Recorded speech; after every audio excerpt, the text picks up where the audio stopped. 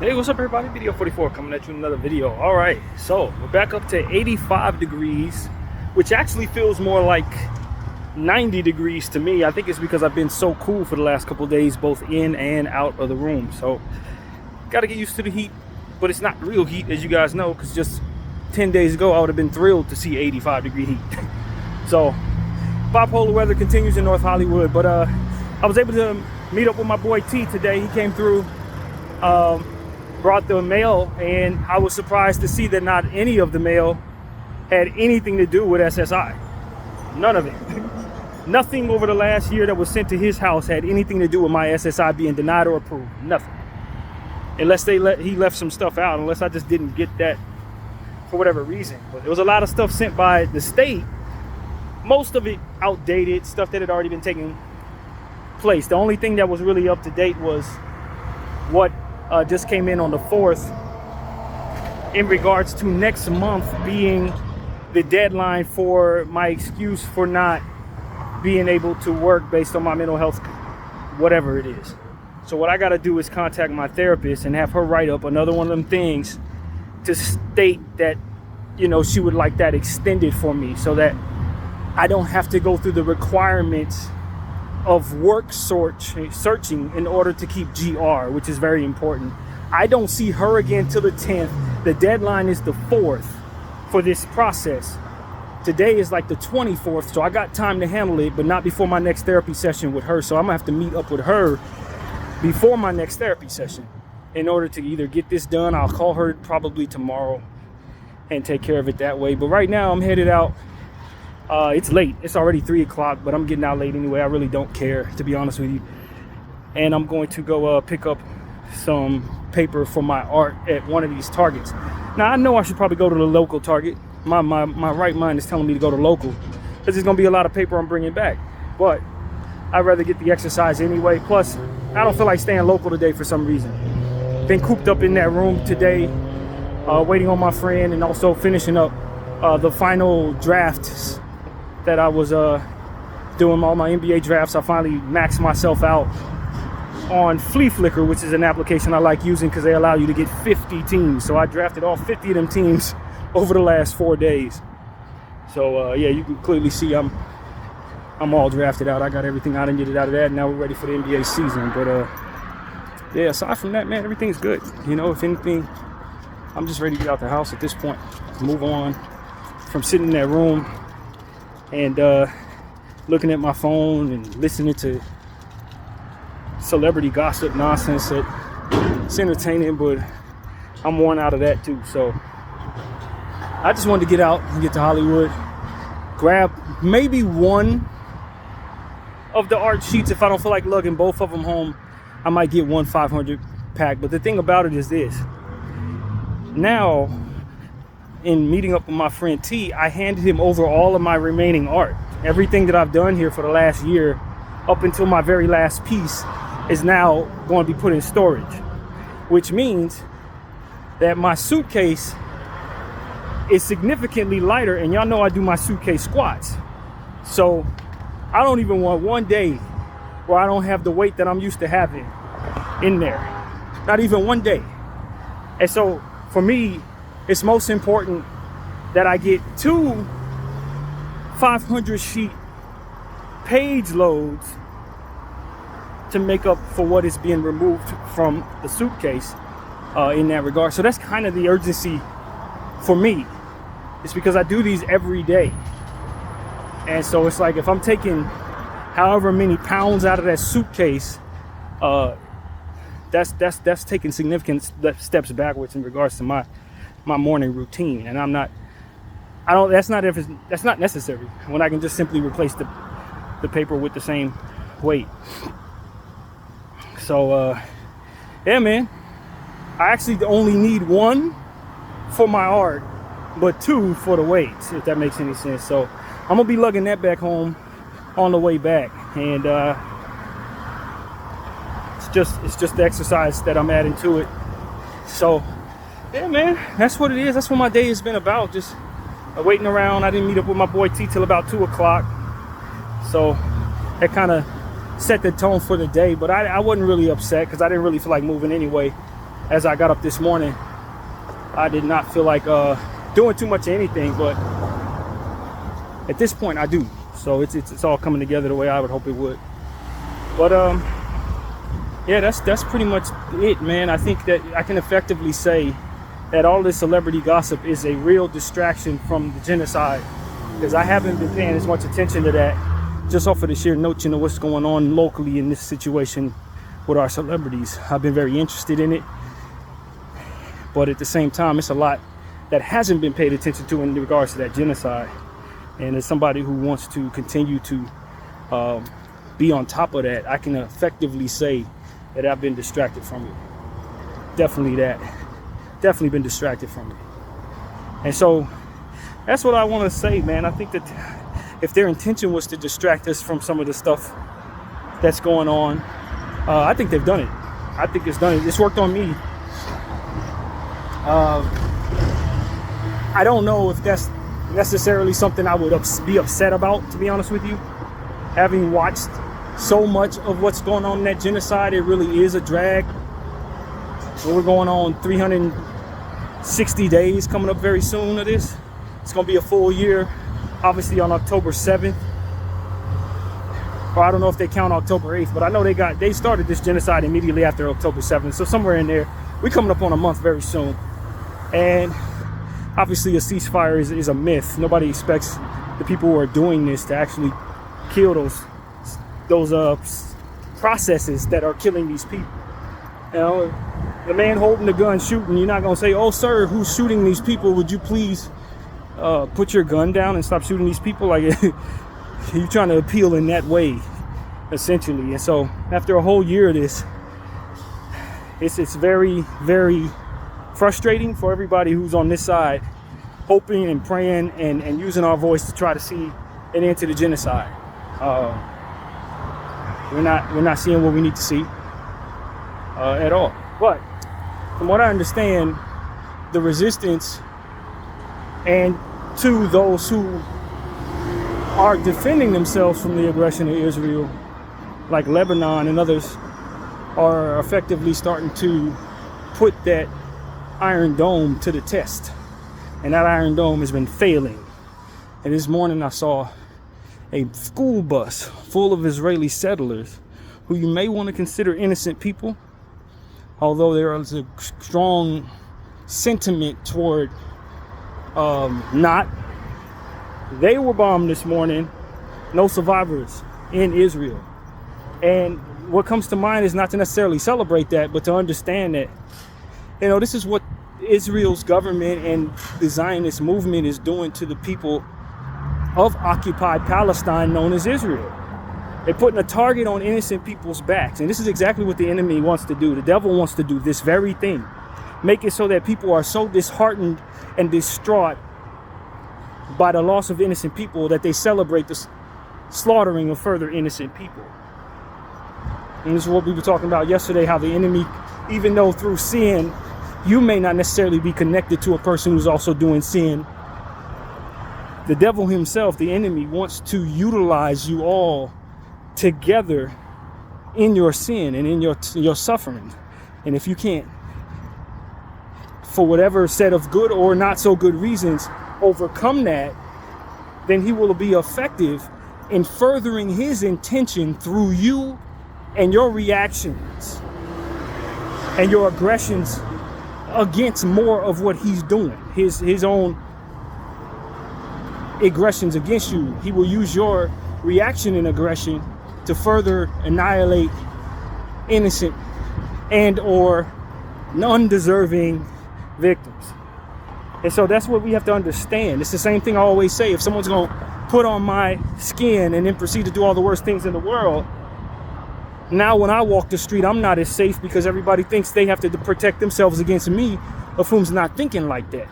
But because somebody represented me a certain way, now I just fall under the target of those who want to otherwise neutralize those who do what it is that person did in my skin. I don't know who all was on that school bus, but for me to openly celebrate the annihilation of random Israeli citizens negates the idea that there are people there who don't want to see this happen, who would not otherwise want to kill people, kill children, or what have you. and that the many who do may deserve whatever comes their way, but the few who don't most definitely should not be thrown in there with the many, and deserve to have their own merits attached to their own actions, their own merits attached to their fate. And so many will say anybody who's there is not innocent because they're occupying stolen land. And I would say, well, you got to throw me in there too, because I'm also too occupying stolen land. So that don't really work for us Americans who want to throw that out there. It don't work. It don't hit the same. And so I'm not going to be a hypocrite in that regard. What I will say is, this is what happens when you don't do an effective enough job of stopping something that's represented poorly in your name. Eventually, the reaction to that energy falls on your head. That's why it's so important that people who don't agree with that, who happen to be Israeli, who happen to be Zionists, who happen to be Jewish, speak up, speak out, and be loud, so that you are separated individually and collectively with those who you agree with from the consequences of the reaction to the suffering that those who are poorly representing you are causing. It's important. Standing still leaves you to be assumed to be complicit. And it's unfortunate for those who are too much in the dark to know what is necessary for them to separate themselves in that regard. It's very unfortunate. And so I don't know if anybody like that was on them buses or the bus that was hit, but the reality is it's possible that there were some good people on that bus, some innocent people on that bus, some children on that bus. And that is where the enemy is effective in turning hurt people into bad people. That's the reality of it. Those who attacked that bus, they went from being distraught over the loss of innocent people to now aggressive enemies of innocence, which is what we need to strive to not become while we're going through our most vulnerable coping of unfortunate circumstances. However those unfortunate circumstances are defined, we need not become the monster that ultimately has attacked us. We need not convert ourselves into the very evil that we most hate, so to speak. And that's why using the word hatred in regards to responding to evil doesn't necessarily work. I hate the Israelis. That don't work. Why? Because of the conversion idea that the enemy wants to use you to become more of what it is that you don't like. And through hatred, which is pointed at what it is that you care so much about, you will have effectively become, once again, what it is you most hate. By engaging in hate, you fighting fire with fire. So for those who want to say, oh, I hate Israel. Nah, I don't hate Israel. I ask for the Lord for a more effective tool that he has to utilize the emotions that he would otherwise want me to have toward what it is that I care most about, or that for which threatens that, so to speak. I don't need hatred. Hatred doesn't help. Hatred is what's ultimately here that ultimately I'm reacted to. I don't need more of that within me in response to the hatred that's coming my way. That's just more hatred. I can't necessarily say I'm manifesting love through the hurt that's come my way, because that's not natural.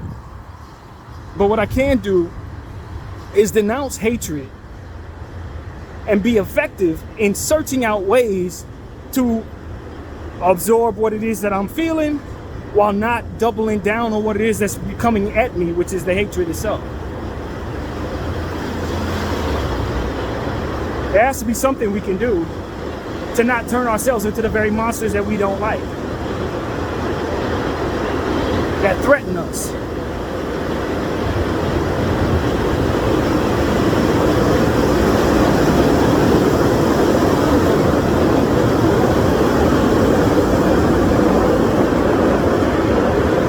And it's the responsibility of leaders that are supposed to help coach people away from that type of reaction, especially when they're feeling so deeply and are hurt so bad. I don't blame those who engage in hatred in response to hatred. I just tell you that that is not your solution to the hatred that's coming at you. If anything, you're just investing in the furthering of that energy, which is ultimately the opposite of what ultimately you want. And so that's why I speak the way that I do. I understand this. I'm not saying it's easy. If it were easy, believe me, it wouldn't be so much frustration in regards to the reactions to such terrible things. We would have further neutralized these things at their root.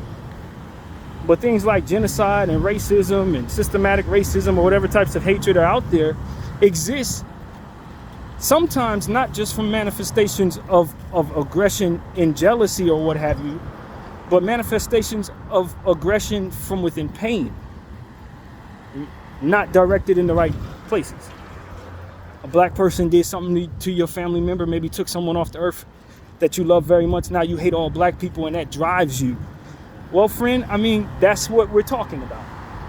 That's exactly what we're talking about. Now, am I going to look at you as an innocent, quote unquote, innocent black person and say they're deserving in their hatred pointed at me, which may spring off to be the annihilation of innocent people that look like me and myself? They're justified in that hatred because someone manifested that within them naturally through pain that they inflicted upon them? No. You just become a monster. It's sort of like we talk about in regards to these sexual deviant acts. Because you were a victim, now I'm supposed to turn a blind eye to the fact that you've become a monster? You got touched and now you want to go off and touch people? And it's supposed to be okay because you were touched, right? No. It's the exact same conversation. And to a point, it's the exact same enemy doing these things, which is why it still applies in the same way. It doesn't work. If you want to apply hatred to your suffering and your pain, then do understand that that's equivalent to being a victim and then turning yourself into a monster, excusing that monstrous behavior because you were a victim. And you know who else gets to do that? The person who did whatever they did to you that turned you into a monster. And it just continues to pass forward, multiplying on itself, converting everything it touches into the evil it is. It's not a win. It's not a win. And we can't be so spiritually bankrupt that we don't see that angle as we continue to live our lives through the pains that we go through. You have a responsibility to, if anything, your revenge should be to not further the numbers of what it is that ultimately harmed you and the spirit of what it is that ultimately victimized you. Your revenge should be in effectively destroying that energy. And the only way you can effectively destroy that energy is to first understand how it is in existence, which is through multiplication, and then to stop it at the root, which is in the mirror with you. And let it die in the person that did whatever it did to you, as you continue to pass this message to ensure that others see the logic too. Victims turning into monsters is exactly what the enemy wants. It's the essence of what the victimization is all about for him. It's the essence of what putting you through that is all about. It's so that you would be so distraught and so broken in nature that you will become someone who will do this to somebody else. Hate don't work, man. Hate doesn't work. And I'll tell you, if we really want to look at what we're doing, when we act that way, it's the equivalent to being a victim and then celebrating it. If you look at it that way, then you see how ridiculous it actually is. And somebody do something terrible to you, and the first thing you do is throw a party afterward, celebrating the very essence of what it is they did. You get a birthday cake and write what it is they did on it, on the cake. You know what I'm saying? I was like, that's the type of thing that you're doing when you engage in the energy of the aggression that came at you in whatever way that victimized you. You're essentially celebrating it, worshiping it even, if you really want to look at it that way. And so for me, it's about understanding this and then trying to spread this message so that more people will spread that message. Just like anything else, we can duplicate the opposite of that, which is people who will receive their pain in ways that don't allow them to pass it to others. And I credit my mother for putting that in my mind, because she taught me to the notion that I shouldn't want to pass my pain to others. she put it in my heart that that's how this operates. This is not an independent thought. This is what I was raised to know. And I've seen over time how that operates. How that actually does end up being that way. Someone hurts you, you hurt somebody else. And now somebody else gets to look at you and see you as the bad guy, not a victim. Not somebody who was first hurt. That's not the version of them that you're showing them. Nah, you're just showing them the person that ultimately is a monster, whatever way you are. And effectively showing that for which hurts you, that you celebrate it. And that it was effective in not only hurting you, but turning you into something that will hurt somebody else. When we normalize that culture, just like we normalize all this other stuff that we do, then we'll effectively neutralize some of this energy that's coming at us that want to destroy us in many ways. We'll be able to identify the ways that those type of things get to slither into our lives without us actually seeing it for what it is. And then you get to be as intelligent enough to be able to share that information with others so that you can keep people from harming one another and further cut down on the victims all over the world in so many different ways. It's important that we do that, and we teach our kids that as well, so that they can have a more easy way of coping with circumstances as they come. And then furthermore, understand what the war is that they're actually in when them or those they love become victims. The essence of the action against you is not the war itself. It's how you react to it, and furthermore, what it turns you into, and how effective it is in making you more of what ultimately hurts you. That's the real war. And many of us don't even know that that's the fight. And you engage in revenge. I mean, I can't tell you I wouldn't want to engage in revenge. I'm just telling you I would be wrong in regards to effectively making myself feel better, because I would ultimately be celebrating what it is that did whatever to me. It's all revenge does. That's why God tells you in so many religions, vengeance is his. Because the reality is, it's not just that you're submitting your aggression and being cowardice in the presence of your victimization, instead of getting back which feels so natural to us. It's that sin nature in us that would make it so that something like this would be so natural to us in the first place. That ego that makes you feel like you got to respond in a self-destructive way and a further destructive way to the destruction that's been placed against you. A lot of that don't have nothing to do with the art of feeling better or neutralizing what threat came against you. That's not what that does. It feeds that demon inside of you, that ego that needs ultimately to feel like it's done something in response to whatever was done to it. But it's lacking in wisdom in the sense that it's not effective in neutralizing that threat. It only multiplies its numbers. And so that's why we think this way. It's one thing to have the wisdom. It's another thing to have the sentiment to walk the wisdom.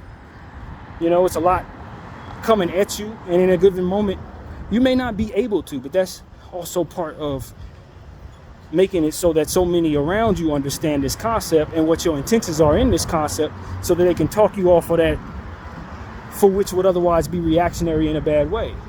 Having a strong support system with this, motivating it to help you through what otherwise makes it so that more of what hurt you is in the world because of you. You see what I'm saying? It's not what we're taught around where we are, so it's not something that we ultimately have support in. If anything, everybody's looking to support you in the opposite way. You know, in my culture, it's like we taught to get back. If a person shot me, I'm going to come back with 6 of my friends, shoot 6 of their friends. And furthermore, we all become bad guys. You know what I mean? Nobody's actually neutralizing the energy that's came against them. You're just furthermore duplicating it, making it more likely that somebody gets shot that doesn't deserve it. More likely that somebody else spins around and duplicates more of this. If it does what it's supposed to do, it'll destroy all of us. If you knew what led to what after you do whatever you do, you would understand how necessary it is to do it versus how necessary it is to refrain from doing it. A lot of times we only see what's in front of us and maybe can think 1 or 2 steps ahead, but 30 and 40, your ego is evil. in regards to trying to meet aggression with aggression, and it understands what it is that your mind is not telling you, which is that this is going to beget 70, 80, 90 more aggressive energies that are going to manifest into 70,000 more aggressive energies. And it's going to require somebody do this in order to keep that energy from destroying us all.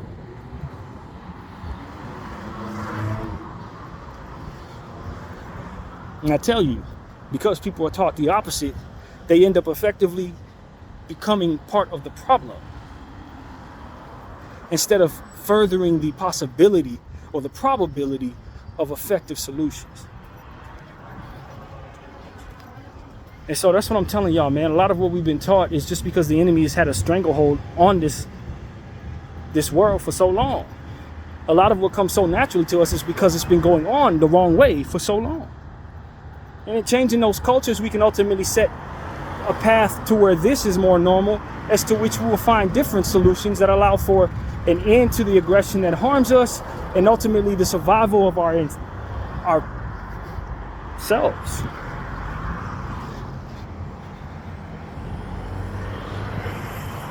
If the object of the game is to survive, you're working every day to make a way for yourself, you're sacrificing to make sure your kids can eat, you're doing whatever you can so that you survive, then you want to see this angle as well. This angle matters just as much. If all of this is going to be thrown away by a certain aggressive action, it's going to remove you from your family or remove you from the earth entirely, then maybe you should look at that with the same amount of energy that you look at in every other preventative measure of threats on your family and on yourself.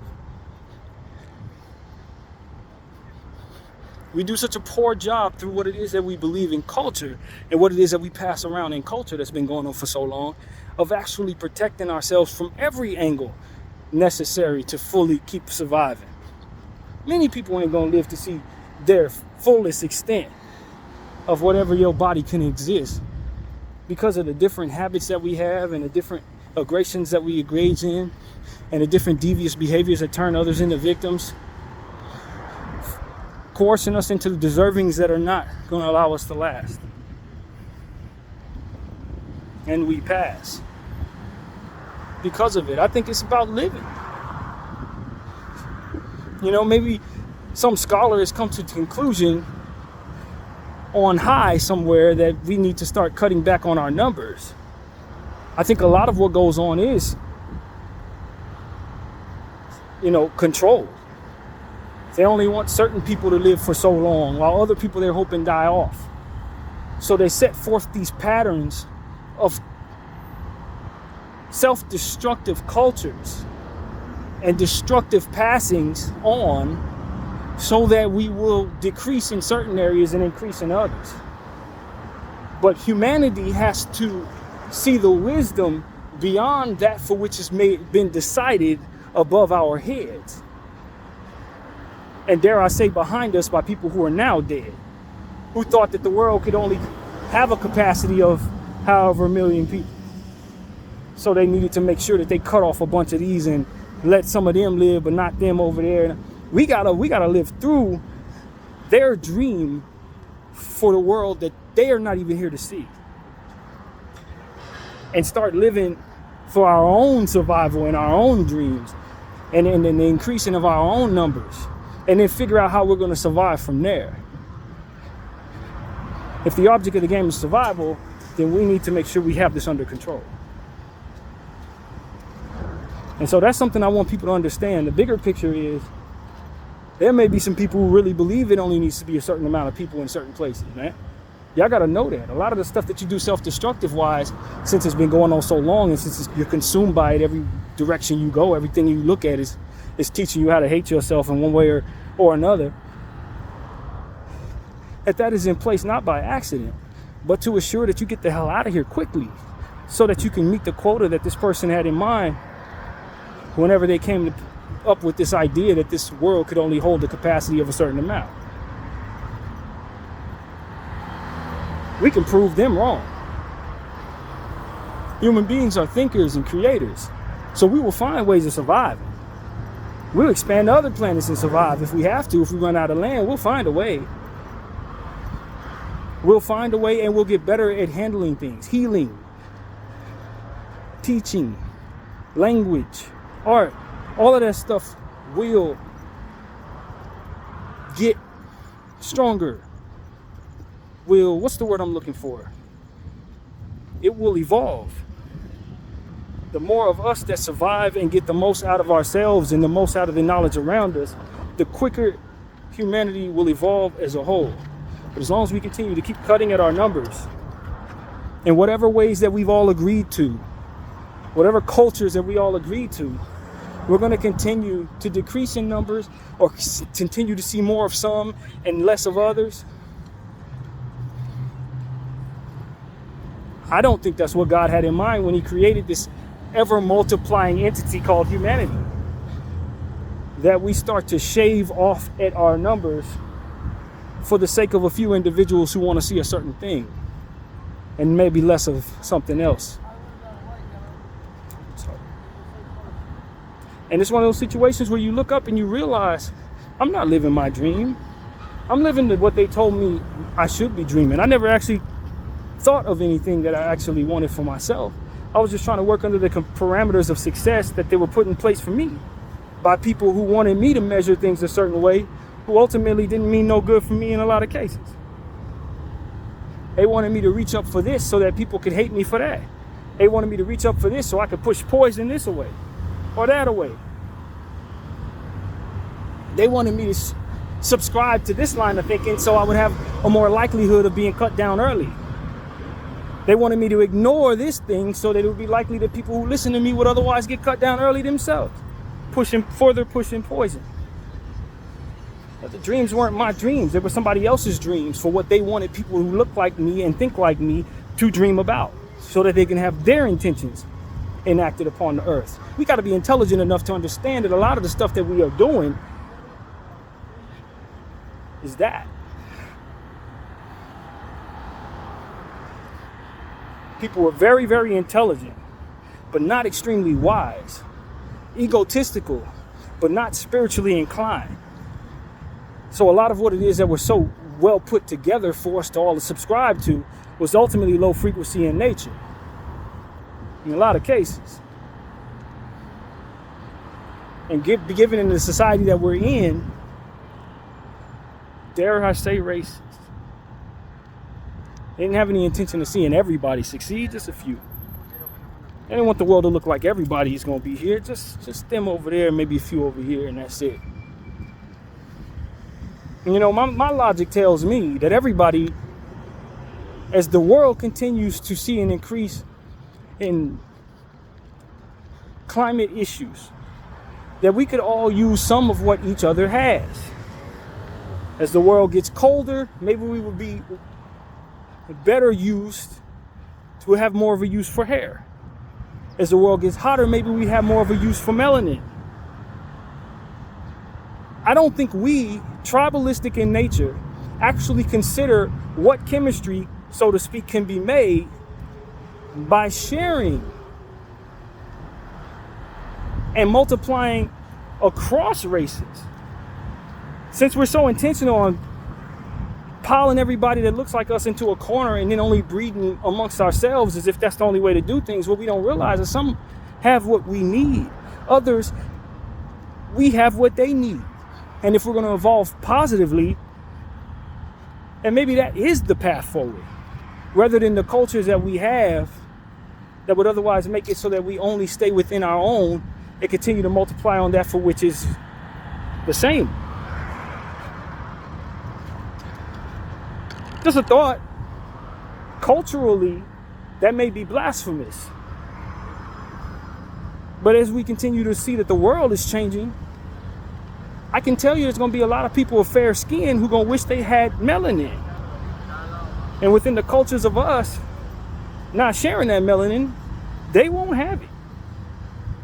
Within the cultures of I only mess with black people, only mess with my people. Okay, cool.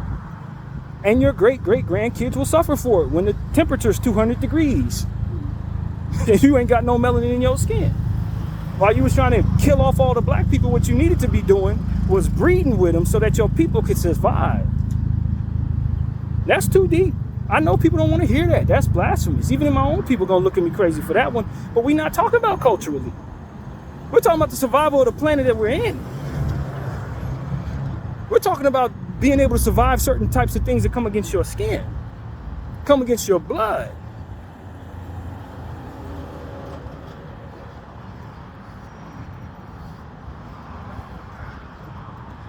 I don't think people really understand.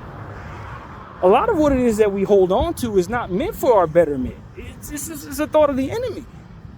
A lot of things that make us so inclined to not move around and structure in such a way that allows for more blending is because of a lack of faith in the ability to trust blindly.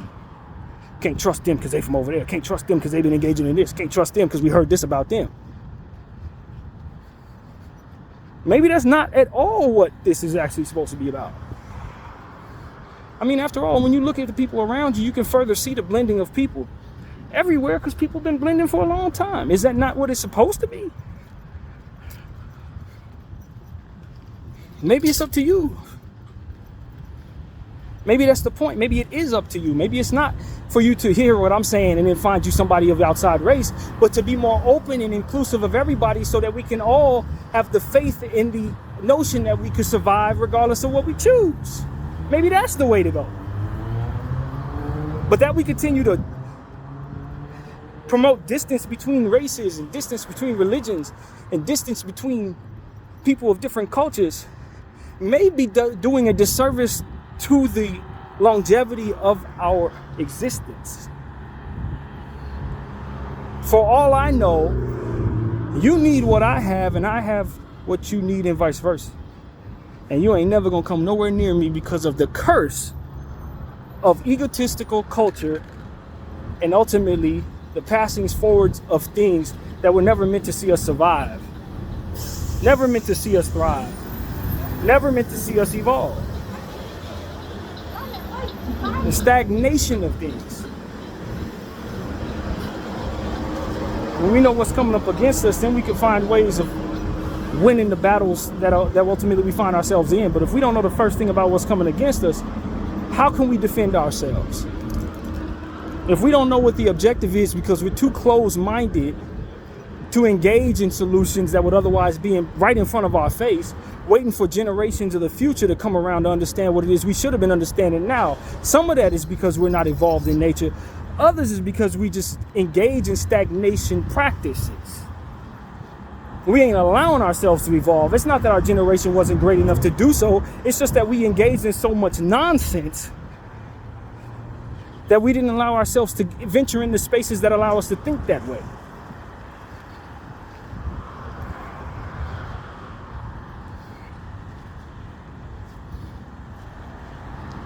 I'll tell you right now, as a person who has Caucasian in his family, I am glad that I'm mixed with so much African blood because I can walk out here in the sunlight without sunscreen and not worry about skin cancer. Respectfully speaking, I'm thankful, however it came about, that I have so much melanin in my life that allows for me to survive the sunlight. While you may think otherwise about being black, the reality is, if it does become 200 degrees, a lot of people are going to die. And the likelihood that over the next 100 years we see a 200-degree day is extremely high. That's what is actual. That's what is factual. And the way that we're going right now, we definitely gonna see that. And so that's what I'm telling all of y'all, man. Stop letting cultures that are meant to decrease our numbers and ultimately separate us from solutions to the things that are coming against us continue. Stop letting that happen. Shoving yourself into a corner with only your people will leave you with only your problems and very few solutions. I guarantee you that.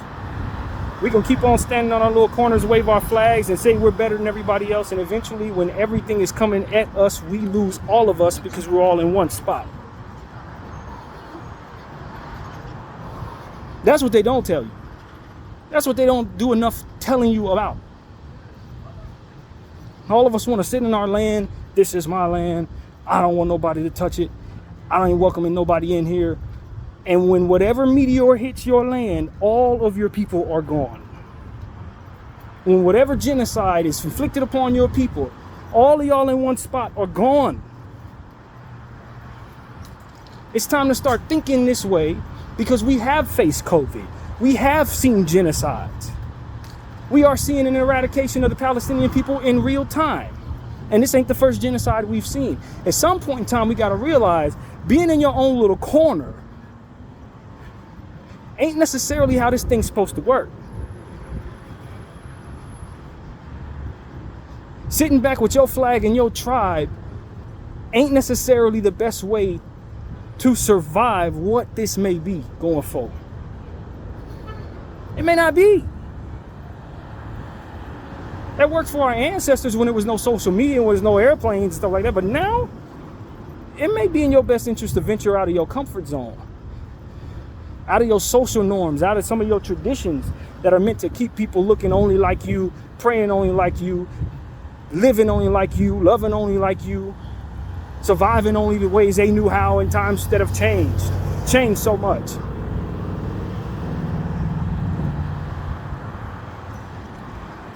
It's evolution I'm talking about. I'm talking about the promotion of the notion of evolution and how we can expedite the process of that evolution instead of engaging in practices that stagnated and engaging in traditions that stagnated. I'm trying to stay over here with me because it's all us. We only trust us. That's a lack of faith.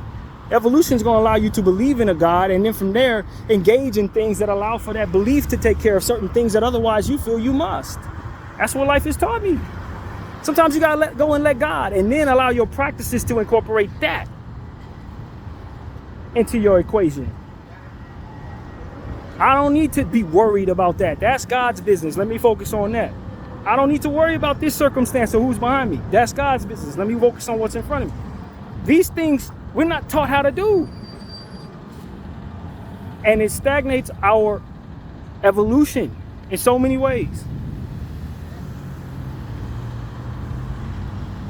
So many ways.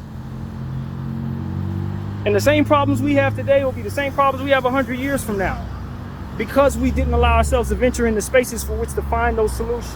We're too busy involved in traditions and cultures that served us not.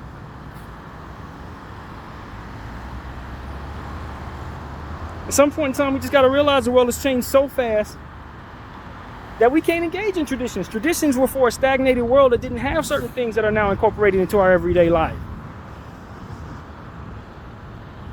We got to start incorporating things into our life that adjust to those changes and incorporating lessons learned from new things that we've gone through.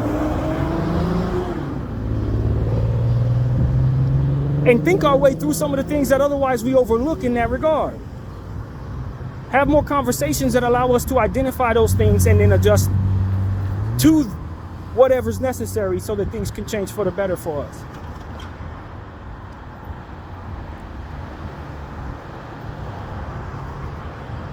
That's what I'm talking about, man. I don't have the solution for every damn thing, obviously. I just know that we've been doing things the wrong way for a long time. And in tribalizing and letting ego drive us and paranoia drive us and a lack of faith drive us, we find ourselves in situations where we're overlooking maybe simple solutions to very, very frustrating problems to have. It's like I said, if you let compassion be your true north, instead of money being your true north, power being your true north, the feeding of your demons being your true north, the isolation of yourself and your people as your true north, then maybe you would start finding real solutions. I gotta do this. You're doing this for the wrong reasons. You don't even really think your way through that process a lot of times. This is what we do. Why do we do this? I don't know. Or I never really thought about it. Well, that's what you need to change. That's what needs to change. Too many people go in their grave teaching their kids things that they never really thought about.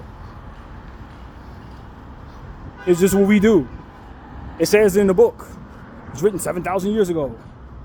7,000 years ago. Do you know how much has changed in the last 70 years? What the hell are you doing things that they did? You don't even have the context that they lived through. It took them 6 months to get somewhere that takes you 4 hours. You know what I'm saying? Like, what are we talking about? It's just what we do. So you're telling me you're afraid to find solutions? But you're going to take the long route on a lot of things because of that unwillingness to have faith in regards to finding solutions. And that makes sense to you. In a world where you're trying to speed up the pace on everything and run up the numbers on everything, that line of thinking makes sense in regards to how you act upon each other and yourselves. And you're going to take the long route because that's what people did back then when they were moving slower than you even would love to. Make it make sense. At least identify that it doesn't. That's what I'm saying. Some of these traditions aren't meant for the modern times, man. Some of these practices weren't meant for a world with this many people, with this much history. Some of them spells, and I'm just being honest with y'all, some of them spells weren't meant for the world you in. It's a lot more spirituality, whether we backing into it or not. Some of them spells were meant for a time when people weren't praying as hard as maybe they are right now. Some of them spells were meant for a world that didn't allow for the type of manifestation of negative energy that ultimately you can provide yourself with the different variables available to you right now versus what your ancestors may have not had that would otherwise expedite the process of the negative reactions to those spells. Y'all better understand what I'm saying to you. Some of y'all engaging in ancient bullshit, bringing about consequences that are significantly worse than what your ancestors would have. For stuff that you have no business manifesting. For reasons that don't align with anything that they would coincide if they could tell you the wisdom of what they found in the thereafter.